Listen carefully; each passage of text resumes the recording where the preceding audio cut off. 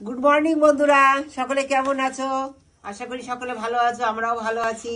আমার মেয়ে জামাই সকলে এসছে, নাতি নাতনি সকলকে নিয়ে আমি অনেক খুশি। তাই দেখো আজকে সকাল সকাল চলে এসেছি তোমাদের সঙ্গে কথা বলতে, আর পিঠে বানাচ্ছি। দেখো এই যে গোলা করেছি, এতে দিয়েছি আমি আতপ চাল আর একটু সেদ্ধ চাল রাতে ভিজিয়ে রেখেছিলাম, পেস্ট করেছি। পেস্ট করে এতে একসঙ্গে মিক্স করেছি, তাহলে কি হয় পিঠেটা খুব সুন্দর তুলতুলে নরম হয়।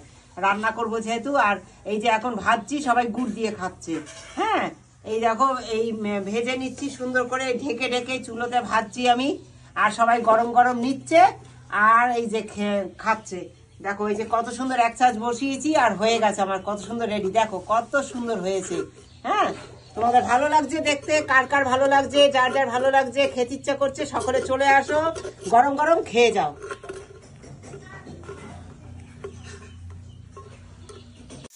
দেখো বন্ধুরা, আমার পিঠে জানো দেখেছো কিরকম তুলতুলে হয়েছে? দারুণ তুলতুলে হয়েছে, সব নরম হয়ে দেখো সব ভেঙে গেছে, রাঁধতে রাঁধতে সব ভেঙে গেছে। তোমরা কেন কেন এরকম নরম হয়েছে জানো? এটা নরম হওয়ার কারণ হচ্ছে, এই পিঠেটা যখন বানিয়েছি তোমাদের দেখেছো ভেজেছি, সেই সময় আমি ওই গোলাবার সময় শুধু তোমরা আতপ চালের গুঁড়ি দাও, শুধু আতপ চালের গুঁড়ি দেবে না। আমরা যে ভাত খাই সেদ্ধ চাল, ওই সেদ্ধ চাল অল্প একটু সেদ্ধ চাল ভিজিয়ে রেখে দেবে রাতে, আর সেইটা পেস্ট করবে। পেস্ট করে তোমরা ওই আতপ চালের গুঁড়ির সঙ্গে মিশাবে। মিশালে পরে এরকম পিঠে নরম, রান্নার পরে তুলতুলে হবে, কখনো শক্ত হয়ে যাবে না, টাইট হবে না। তো এরকমভাবে তোমরা করে খেয়ে দেখো, আর তোমরা জানাবে যে কেমন লাগলো খেয়ে। দেখো বন্ধুরা, তোমাদের পিঠে বানাবার পরে ভেজে নিয়েছি, ভাজার পরে আমি এই যে দুধ জাল দিয়ে নিয়েছি।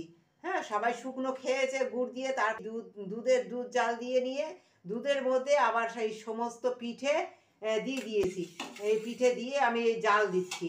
হ্যাঁ, এটা হবে ভীষণ সুস্বাদু। তোমরা একবার অল্প একটু দুধ দিয়ে, আর নলেন গুড় এখন তো শীতকালে একদম অতুলনীয় চারিদিকে পাওয়া যাচ্ছে। নলেন গুড়ের স্বাদই আলাদা, যা সারা বছর পাওয়া যায় না। ওই নলেন গুড় একটু এর মধ্যে দিয়ে দেবে, একটু তেজপাতা দেবে, একটু এলাচ দেবে, দিয়ে দুধ দিয়ে আর এই পিঠে দিয়ে একটু জাল দিয়ে রান্না করে খেয়ে দেখো কত সুন্দর যে লাগবে। আমরা করেছি, তোমাদের যদি ভালো লাগে এই রেসিপিটি, আর তোমাদের যদি বাড়িতে খেয়ে কার কেমন লাগলো জানিও তোমরা কমেন্টে। আর আমাদের চ্যানেলের এই খাবারটি যদি ভালো লাগে তোমরা সাবস্ক্রাইব করো, লাইক শেয়ার করো।